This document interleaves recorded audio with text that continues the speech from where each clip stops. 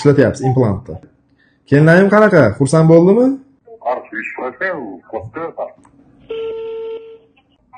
Alo, assalomu alaykum. Alaykum assalom. Aka, yaxshimisiz? Yaxshi, rahmat.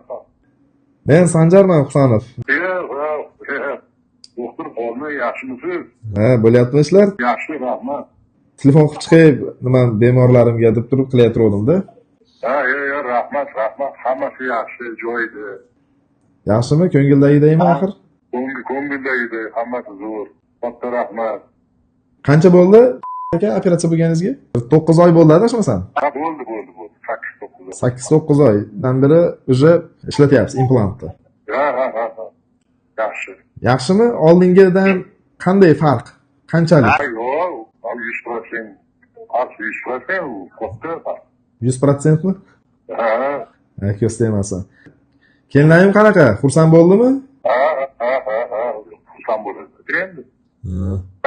Yana uylanmoqchimisiz qilib? Ha, endi. Mayli. Yaxshi, hech qanaqa og'riq, bir diskomfort, muammolar Yo'q, bunaqalar yo'q, hammasi yaxshi. hammasi yaxshi, ko'z tegmasin. Bemorimiz 72 yoshga kirganlar, jinsiy zaiflikda og'ir darajasi hayotida bo'lgan kuchli stresslar hisobiga bo'lgan. 10 yildan ziyod qamoqxonada, ya'ni qamalib qolgan. Shuning evaziga o'sha o'tdagi noqulay shart-sharoitlarda evaziga va o'ziga yarasha stressli faktorlarda evaziga bemorimizda o'sha jinsiy zaiflikda og'ir turi rivojlangan bo'lgan. Keyin qamoqxonadan chiqqandan keyin sekin asta hayotini yangitdan yana qurgan, 70 ga qarang.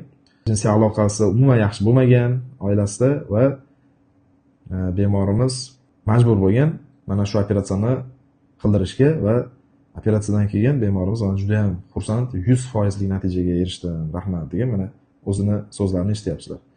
Albatta penial implant hammaga qo'yish tavsiya qilmaymiz. Albatta jinsiy zaifligiga og'ir bo'lib, davo choralari yordam bermagan holatlarda unda albatta buni qo'yish kerak. Salomat bo'linglar. Profilaktika bilan shug'ullaninglar.